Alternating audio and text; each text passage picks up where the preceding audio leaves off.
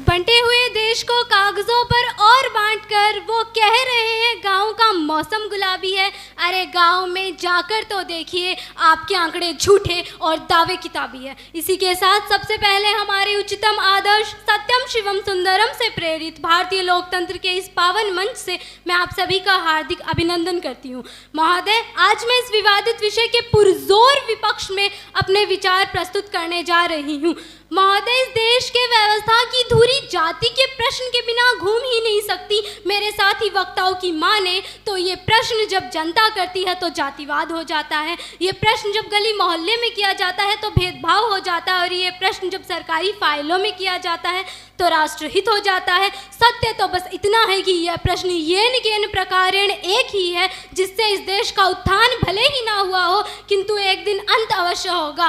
परंतु महोदय, आज मेरे इन काबिल विपक्षी वक्ताओं के अर्थहीन कथनों और वचनों को सुनने के बाद तो मुझे कुछ ऐसा प्रतीत हो रहा है कि मानो ये मुझसे कह रहे हो, जो हमको हो पसंद तुम वही बात कहोगे, हम दिन को रात कहें तो तुम भी रात कहोगे। नहीं मान्यवर नहीं, हम माँ भारती के लाल हैं और हम सत्य को सत्य और झूठ को झूठ कहेंगे। और सत्य तो बस इतना है कि आज ये देश जो विश्व गुरु बनने की बात करता है, ये देश जो वैज्ञानिक प्रगति की ओर बढ़ने की बात करता है, जहाँ एक तरफ जितनी आबादी उतने हक के नारे जोरों शोरों से लगाए जाते हैं, तो दूसरी तरफ एक राज्य जिसकी जीडीपी शून्य से भी नीचे जा चुकी है, जहाँ न शिक्षा है, न रोजगार है, न पर्यटन है, के बावजूद हम घर घर जाकर लोगों की जात पूछने को अपनी प्राथमिकता बनाते हैं। महोदय, मैं देखती हूँ और इसीलिए इस विषय के विपक्ष में खड़ी होती हूँ। महोदय, इतना ही नहीं, मेरे विपक्षी साथियों का तो ये तक मानना है कि यदि लाभार्थियों की संख्या जाननी है तो चाहिए जातीय जनगणना, रोजगार के मौके देने हैं तो चाहिए जातीय जनगणना,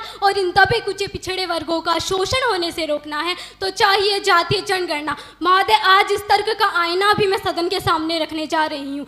2343 करोड़, 49,223 करोड़ और 717.24 करोड़ ये कोई आम राशियाँ नहीं है, बल्कि आवंटित धनराशि अर्थात बजट उन 57 सरकारी कंपनियों और एजेंसियों का जिनका एकमात्र कार्य भारत में जब नीतियां लाई जाए तो इन नीतियों के जितने लाभार्थी हैं उन तक यह नीतियां पहुंच पा रही है या नहीं, इस बात का आकलन करना, जिसमें आता है श्रम और रोजगार मंत्रालय का श्रम ब्यूरो और एनएसएस जैसे न जाने कितने ही सरकारी संगठन जो साल भर में 81 अखिल भारतीय स्तर के सर्वेक्षण करते हैं ताकि नीतियों को लागू किया जा सके। तो मान्यवर, यह मुद्दा लाभार्थियों का नहीं है, बल्कि इस जात पात की रोटी को सेक कर अपना भला करने वाले स्वार्थ का है।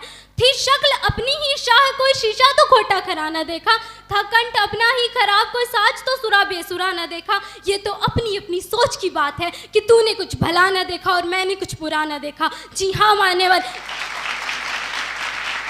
जी हाँ मान्यवर, ये चंद पंक्तियां मेरे विपक्षी साथी द्वारा किए गए हर एक प्रश्न का जवाब देती है। महोदय, कोई भी सोच, कोई भी व्यक्ति या कोई भी 100% सही नहीं हो सकता। किसी चीज की उपयोगिता ही यह तय करती है कि वह कितनी सही है और कितनी गलत। महोदय, तर्क तो यह भी दिया जाता है कि जब गिनती होगी तो सरकारी नौकरी में आरक्षण के प्रभाव का पता चलेगा, किसको मिला किसको नहीं। तो महोदय, आज से 30 वर्ष पूर्व जब अधिकतम नौकरियां सरकार दिया करती थी तो ये तर्क हमको कुछ समझ में आ सकता था, परंतु आज जब 45% अधिक नौकरियां व्यक्तिगत संस्थाएं दे रही है, व्यक्तिगत कंपनियां दे रही है, तो ये तर्क नहीं कुतर्क लगता है, जिसकी आड़ में छिपकर मेरे विपक्षी साथी बस अपना समीकरण साध रहा है। महोदय, आज यह आवश्यकता नहीं है कि हम चपरासी के पदों की भर्तियों की संख्या को उनकी जनसंख्या के बराबर ला दे और ये कह दे इन्हें नौकरी तो मिल गई, इनका भला हो जाएगा। महोदय, आज आवश्यकता दुर्योधन की है जो अपना एक राज्य कर्ण को देके उसी सूत पुत्र से राजा बना दे। आज आवश्यकता है मेरी, आपकी और इस सदन में बैठे हर एक व्यक्ति की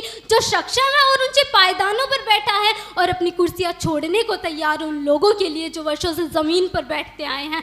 महोदय, अंत में मैं इतना ही कहना चाहूंगी कि ये सब कुछ जानते समझते और सोचते हुए आपको लगता है कि जातीय जनगणना से राष्ट्रहित होगा, तो मैं ये बता दूं, राष्ट्रहित तो नहीं, हाँ राजनीति हित अवश्य होगा। और एक दिन भारत में ऐसा आएगा जब यह सत्ता सामने आके पूछेगी कि भाई तुम कौन सी जात से हो, तो उत्तर मिलेगा मैं अल्पसंख्यक हूँ। और ये सत्ता जब फिर से पूछेगी कि नहीं नहीं किस में आते हो, तो व्यक्ति कहेगा आपकी गाली में आता हूँ, गंदी नाली में आता हूँ, लगी हुई थाली में आता हूँ।